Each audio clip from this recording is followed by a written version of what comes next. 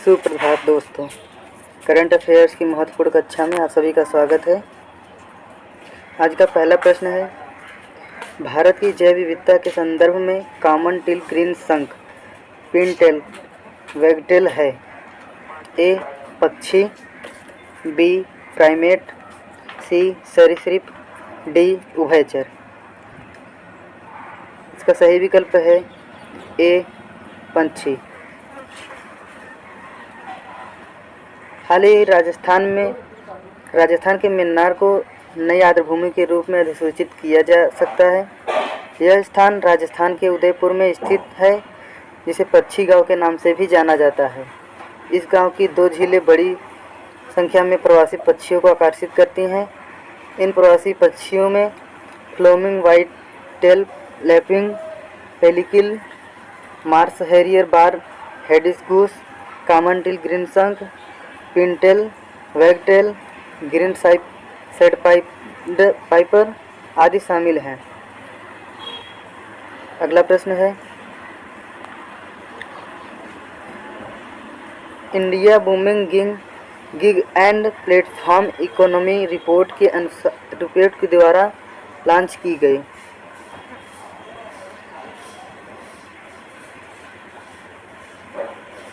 ए NITI Aayog, B भारतीय reserve bank, सी भारतीय उद्योग परिसंघ, डी राष्ट्रीय सांख्यिकी कार्यालय।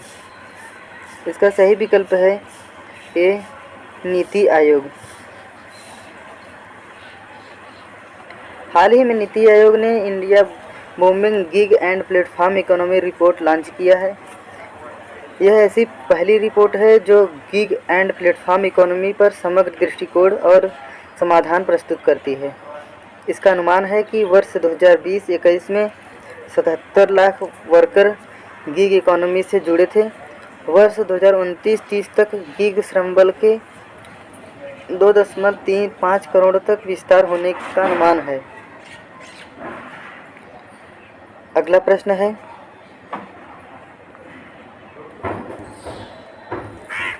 थम्बम पट्टी लकड़ी की नक्काशी का संबंध किस राज्य से है?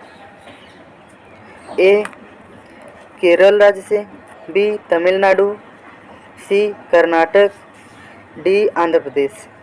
इसका सही विकल्प है बी तमिलनाडु।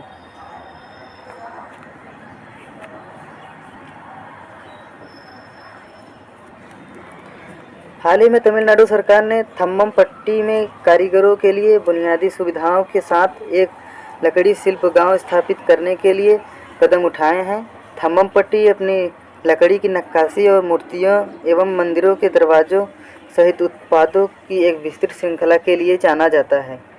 थम्बम पट्टी लकड़ी की नक्काशी को जीआई टैग भी मिला हुआ है। अगला प्रश्न है, हाल ही में चर्चित स्थान कालिनिनग्राद किस देश से संबंधित है? ए यूक्रेन, बी अजरबैजान, सी आर्मेनिया, डी रूस। इसका सही विकल्प है डी रूस। हाल ही में लिथुआनिया ने अपने क्षेत्र में से कालिनिनग्राद में वस्तुओं की आवाजाही पर प्रतिबंध लगा दिया है। कालिनिनग्राद रूस से संबंधित है। कालिनिनग्राद रेल लिंक के जरिए शेष रूस से जुड़ा हुआ है, जो लिथुआनिया से होकर जाती है। आपको बता दें कि लिथुआनिया यूरोपीय यूनियन और नाटो का सदस्य है। इसकी राजधानी विनियस है। अगला प्रश्न है, गुलियन बेरी सिंड्रोम की स्पष्ट व्याख्या कीजिए। ए यूक्रेन में गुरिल्ला युद्ध की एक तकनीकी, बी तंत्रिका तंत्र पर हमला करने वाला प्रतिरक्षा तंत्र, सी खाड़ी युद्ध के बाद सेना को प्रभावित करने वाला एक विकार, डी है एनीमिया के कारण विकसित एक दुर्लभ विकार। तो इसका सही विकल्प है बी तंत्रिका तंत्र पर हमला करने वाला प्रतिरक्षा तंत्र। National institute of virology Pune के वैज्ञानिकों ने डेंगू और चिकनगुनिया के साथ जीका वायरस के प्रसार के प्रति भी आगाह किया है। जीका वायरस एक वेक्टर जनित फ्लेविवायरस है जो संक्रमित एडीज मच्छर के काटने से फैलता है। मुख्य रूप से एडीज इजिप्ट और एडीज एल्बोपिट्स है। यह वायरस सबसे पहले वर्ष 1947 में युगांडा के जीका जंगल में एक रीसस बंदर में पाया गया था। कुछ मामलों में जीका वायरस से संक्रमित रोगों में गुलियन बेरी सिंड्रोम भी पाया गया है। इस सिंड्रोम में प्रतिरक्षा प्रणाली तंत्र पर हमला करती है। अगला प्रश्न है, farming grading index for district PGID किसके द्वारा जारी किया गया है? ए. शिक्षा मंत्रालय, बी. पर्यटन मंत्रालय, सी. आयुष मंत्रालय, डी. संस्कृति मंत्रालय। इसका सही विकल्प है ए. शिक्षा मंत्रालय। हाल ही में शिक्षा मंत्रालय ने farming grading index for district जारी किया। इसमें 6 समूह में 83 संकेतों पर अध्ययन किया था। इसमें जिलों को 10 ग्रेड में बांटा गया है। तथ्य कुल अंक के 90% से अधिक अंक प्राप्त करने वाले जिलों के लिए है। उत्कर्ष 81 से 90% के लिए, अति उत्तम 71 से 80% आदि के लिए। इसमें सबसे निचले ग्रेड को आकांक्षा 3 कहा गया है, जो कुल अंकों के 10% तक के स्कोर के लिए होता है। इसका उद्देश्य जिलों को स्कूली शिक्षा में प्राथमिकता वाले क्षेत्रों को पहचानने में मदद करना है। अगला प्रश्न है,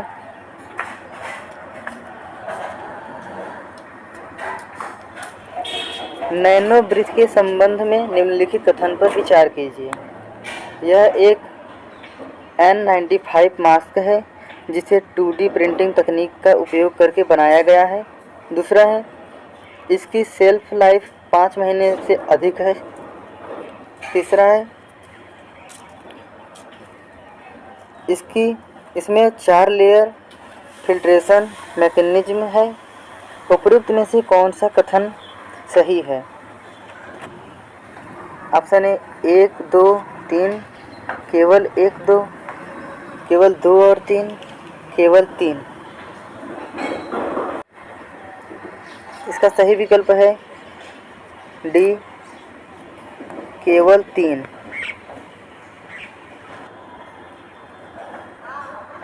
हाल ही में विश्व बैंक ने 7 राज्यों में सड़क सुरक्षा कार्यक्रम के लिए $250 बिलियन का ऋण स्वीकृत किया है। यह कार्यक्रम दुर्घटनाओं का विश्लेषण करने और सुरक्षित सड़कों के निर्माण में इसका उपयोग करने के लिए national harmonised crash database system स्थापित किया है। इसके तहत दुर्घटना के बाद की स्थिति को बेहतर ढंग से प्रबंधित करने के लिए एकल दुर्घटना रिपोर्टिंग नंबर स्थापित किया जाएगा। सड़क सुरक्षा के लिए India state support programme Andhra Pradesh, Gujarat, Orissa, Tamil Nadu, Telangana, Uttar Pradesh और पश्चिम बंगाल में लागू किया जाएगा। अगला प्रश्न है, एक संयुक्त राष्ट्रमंडल राजनयिक अकादमी कार्यक्रम की योजना किसके द्वारा बनाई गई है? ए. भारत और यूनाइटेड किंगडम, बी. भारत और नाइजीरिया, सी. भारत और मलेशिया, डी. भारत और जमैका। इसका सही विकल्प है ए. भारत और यूनाइटेड किंगडम। भारत और यूनाइटेड किंगडम एक संयुक्त राष्ट्रमंडल राजनयिक अकादमी का निर्माण करेंगे। यह अकादमी युवा राजनयिकों को विशेषता और प्रशिक्षण से लैस करेगी। भारत यूके राष्ट्रमंडल राजनयिक अकादमी कार्यक्रम नई दिल्ली में आयोजित किया जा रहा है। अगला प्रश्न है, 6 डिग्री चैनल किसे अलग करता है? ए. ग्रेट निकोबार को इंडोनेशिया से, बी. अंडमान और निकोबार, सी. निकोबार और श्रीलंका, डी इंडोनेशिया और श्रीलंका। इसका सही विकल्प है ए ग्रेट निकोबार और इंडोनेशिया। हिंद महासागर में स्थित ग्रेट चैनल भारत के ग्रेट निकोबार द्वीप और इंडोनेशिया के आधे प्रांत को अलग करता है। ग्रेट चैनल विषुवत रेखा के उत्तर में 6 डिग्री पर स्थित है। इसे 6 डिग्री चैनल भी कहते हैं। यह रणनीति महत्व का एक चोट पॉइंट है जो मलक्का जल डमरू मध्य के पश्चिमी किनारे पर स्थित है। अगला प्रश्न है, राष्ट्रीय सांख्यिकी दिवस 2022 की थीम क्या है? ए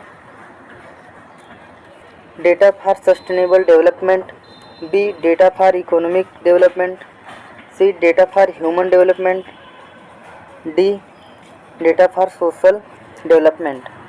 इसका सही विकल्प है A data for sustainable development.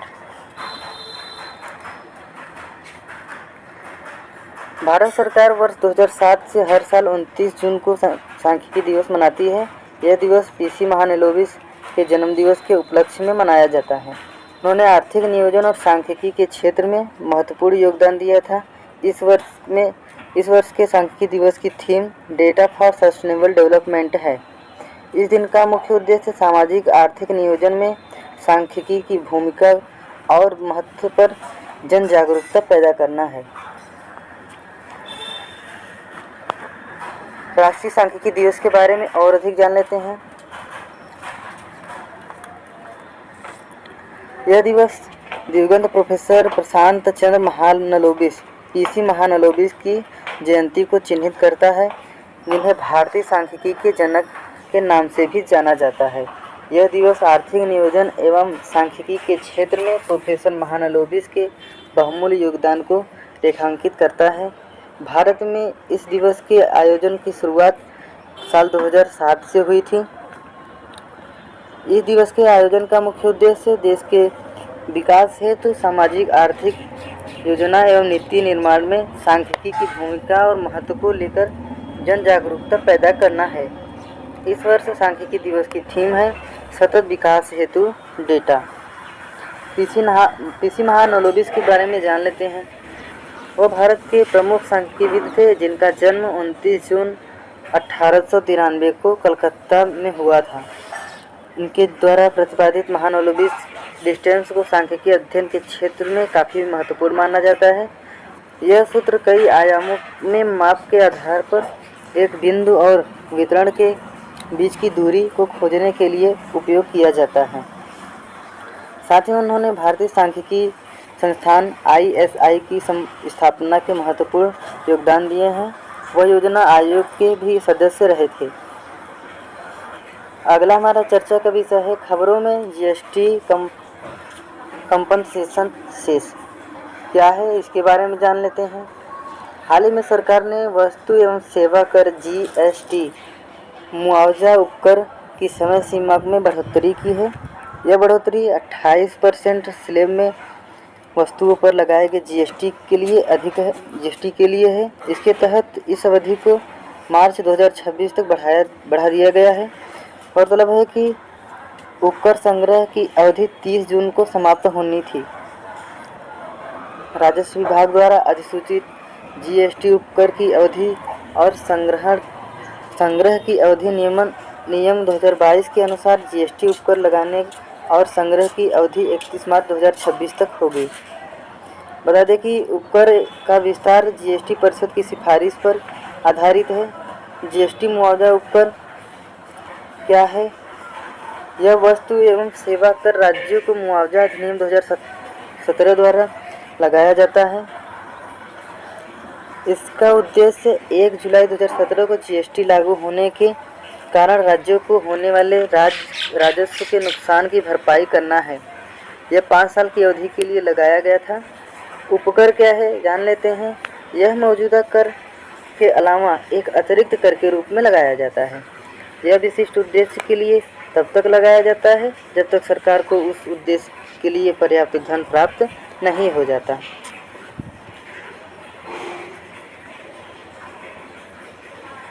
अगला चर्चा का विषय है राजस्थान में मिले यूरेनियम के विशाल भंडार।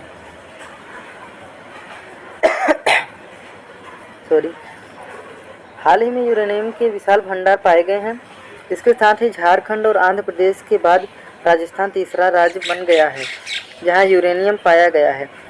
ये भंडार राज्य के सीकर जिले के रोहिल खांडेर तहसील में पाए गए हैं। राजस्थान के यूरेनियम अयस्क के खनन के लिए uranium corporation of India limited UCIL को आशय पत्र जारी किया है। आवश्यक औपचारिकताएं पूरी करने के बाद इस दुर्लभ खनिज का खनन शुरू हो गया है। शुरुआती अनुमानों के मुताबिक यहां करीब 1.2 करोड़ टन यूरेनियम होने की उम्मीद है।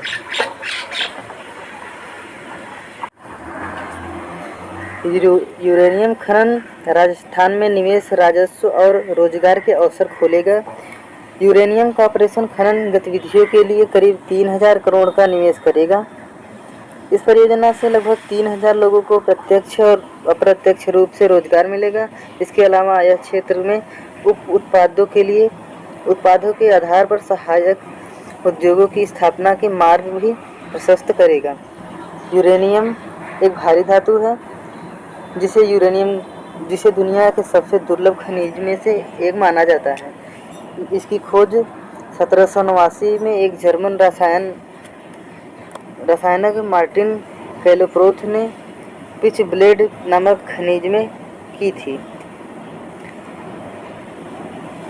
इसका नाम यूरेनस ग्रह के नाम पर रखा गया है और इसका गलनांक 1132 डिग्री सेंटीग्रेड तथा रासायनिक चिन्ह U है।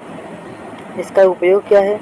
मुख्य रूप से बिजली उत्पन्न करने हेतु परमाणु ऊर्जा, दवाओं, रक्षा उपकरण और फोटोग्राफी आदि में भी किया जाता है। वैश्विक स्थिति जान लेते हैं। दुनिया में यूरेनियम के सबसे बड़े उत्पादक कजाकिस्तान, कनाडा और ऑस्ट्रेलिया हैं। इसके अलावा यह खनिज नाइजर, रूस, नामीबिया, उज़्बेकिस्तान, अमेरिका और यूक्रेन में भी पाया गया है। भारत की स्थिति जान लेते हैं। भारत में यूरेनियम खनन की शुरुआत 1967 में हुई। सिंहभूम थ्रस्ट बेल्ट झारखंड में जादूगोड़ा 1951 में देश में खोजा जाने वाला पहला यूरेनियम भंडार है। भटिन-नरवापहर और तुरमडीह देश की प्रसिद्ध यूरेनियम खदानें हैं। इसके अलावा आंध्र प्रदेश के कडप्पा बेसिन में भी यूरेनियम पाया गया है। वर्तमान में जादूगोड़ा के साथ साथ आंध्र प्रदेश में भी यूरेनियम की खुदाई चल रही है। Uranium corporation of India limited UCIL का गठन 4 अक्टूबर 1967 किया गया था। यह परमाणु ऊर्जा विभाग के तहत एक सार्वजनिक क्षेत्र का उद्यम है। यह झारखंड राज्य के 6 भूमिगत खदानों बगजाता, जादूगोड़ा, भटिन, नरवापहार, तुरामडीह और मोहुलडीह और एक ओपन पिट माइन बंधुरंग का संचालन करती है। UCIL आंध्र प्रदेश के तुम्मलापल्ले में एक भूमिगत खदान और प्रक्रिया संचालन का संचालन कर रहा है। मतलब है कि भारत में यूरेनियम का कुल भंडार 76,000 टन के क्रम के है, जो है 30 वर्षों के लिए 10,000 मेगावाट के लिए ईंधन की आपूर्ति कर सकते हैं। अगला चर्चा का विषय है पहले डिस्ट्रिक्ट परफॉर्मेंस ग्रेडिंग इंडेक्स जारी।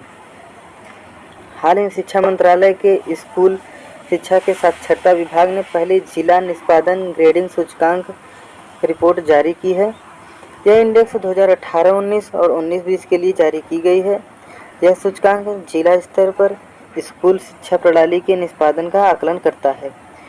PGID का मकसद जिलों के स्कूली शिक्षा में हस्तक्षेप हेतु प्राथमिकता वाले क्षेत्रों में मदद करना तथा इस प्रकार उच्चतम ग्रेड तक पहुंच में सुधार करना है।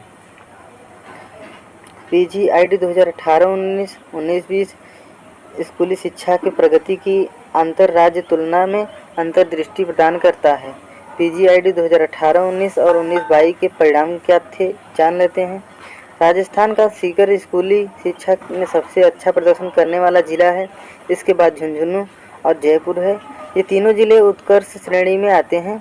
हालांकि इन दोनों वर्षों में कोई भी जिला उच्चतम दक्ष ग्रेड में नहीं आया है।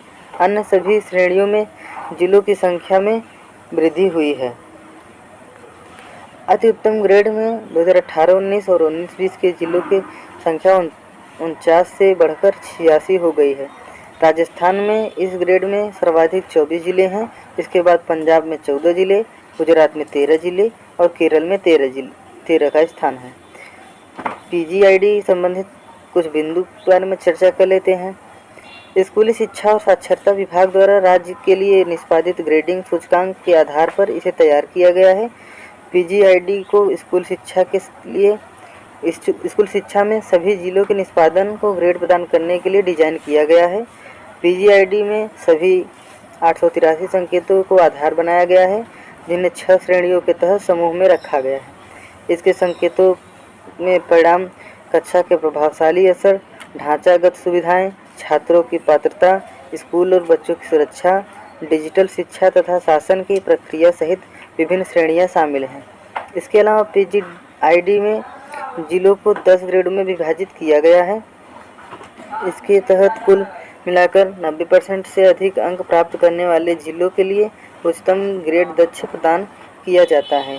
इसके बाद उत्कर्ष 81% से 90%, अति उत्तम 71% से 80%, उत्तम 61% से 70%, प्रचेष्टा 51% से 60% और प्रचेष्टा 2 41 से 50 का स्थान आता है। पीजीआईडी में निम्नतम ग्रेड आकांक्षी 3 है, जो कुल अंकों का 10% तक के लिए स्कोर के लिए है। पीजीआईडी राज्यों को जिला स्तर पर डेटा निगरानी प्रणाली को मजबूत करने के लिए प्रेरित करता है। पीजीआईडी 2021 वर्तमान में संकलित किया जा रहा है। अगला है चर्चा कुछ कर लेते हैं। हाल ही में मुकेश अंबानी ने अपने रिलायंस जियो के निदेशक पद से दिया इस्तीफा। अब इसके निदेशक बनेंगे आकाश अंबानी। रिलायंस जियो बोर्ड ने मंगलवार को कंपनी के बोर्ड के चेयरमैन के तौर पर आकाश अंबानी को नियुक्ति की मंजूरी दी। वहीं कंपनी ने ऐलान किया कि मुकेश अंबानी ने निदेशक पद से इस्तीफा दे दिया है। इसके अलावा रिलायंस जियो के बोर्ड के पंकज मोहन पवार को भी 5 साल कंपनी एमडी नियुक्त किया गया है। अगला है न्यू वर्ल्ड रैंक। 20 वर्षीय अवनी लखेरा ने 2 श्रेणियों में बनी विश्व की नंबर 1 पैराशूटर। विश्व रिकॉर्ड स्कोर के साथ टोक्यो पैरा ओलंपिक में स्वर्ण पदक जीतने वाली अवनी लखेरा पैराशूटिंग की 2 श्रेणियों में विश्व की नंबर 1 पैराशूटर बन गई हैं। 20 वर्षीय अवनी अब R2 women's 10 metre air rifle standing SH1 और R8 women's 50 metre rifle 3 position HS श्रेणी में शीर्ष पर हैं।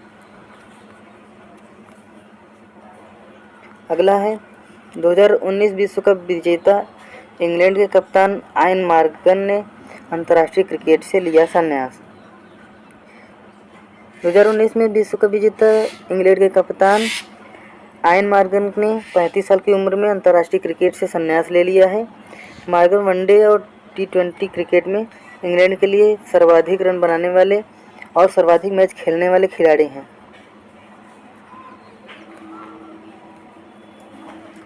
नासा ने शेयर की सूर्य के सामने से शुक्र के गुजरने की एक दुर्लभ खगोलीय परिघटना की तस्वीर।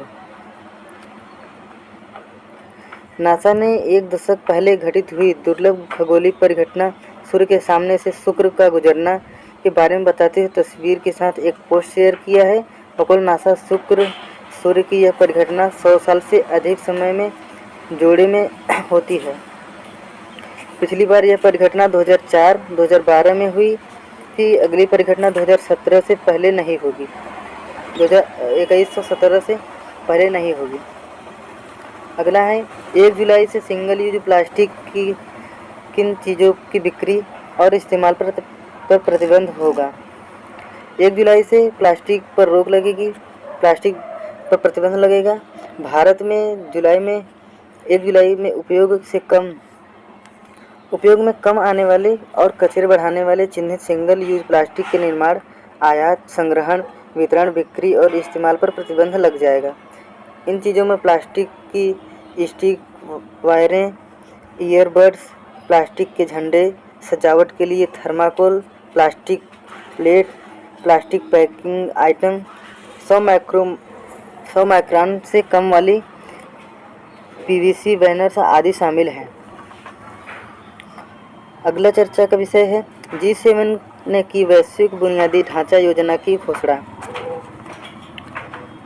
हाल ही में G7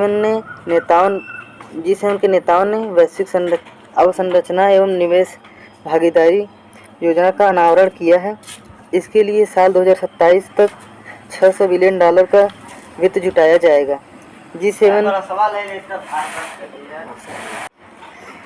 G7 देश की इस पहल को चीन की belt and road initiative BRI परियोजना के जवाब के रूप में देखा जा रहा है।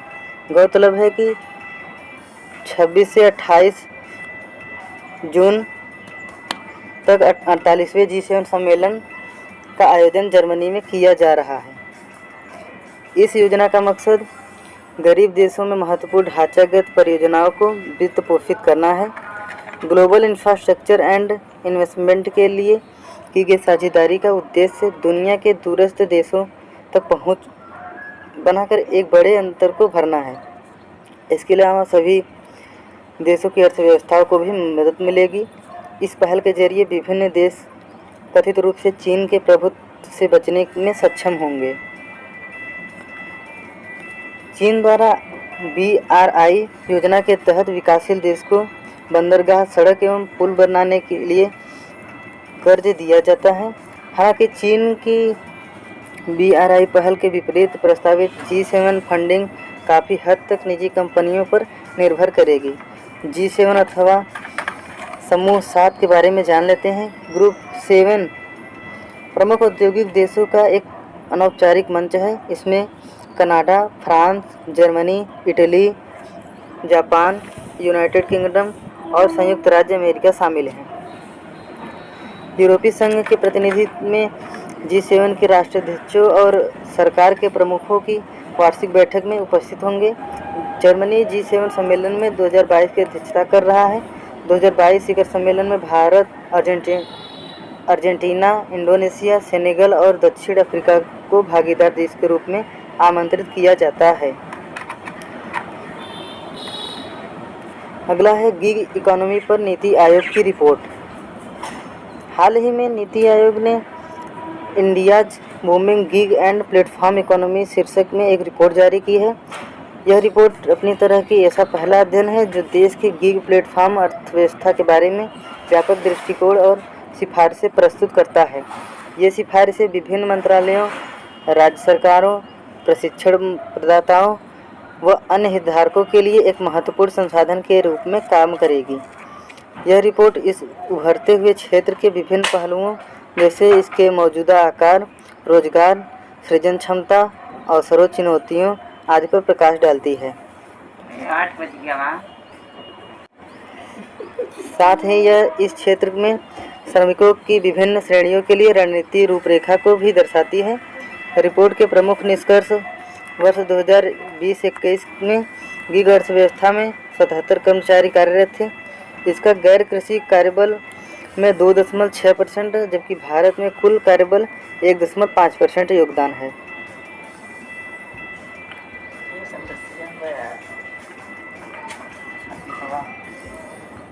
कल के महत्वपूर्ण प्रश्न को देख लेते हैं। रिवीजन। प्रतिवर्ष अंतर्राष्ट्रीय MSME दिवस का आयोजन कब किया जाता है?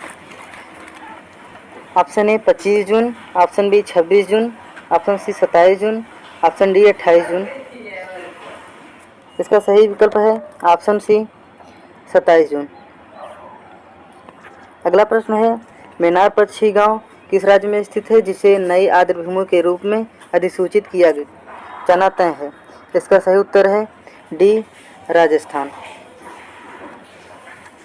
अगला प्रश्न है 1 जुलाई 2022 से कौन सा राज्य मेडिसेप चिकित्सा बीमा योजना शुरू करेगा?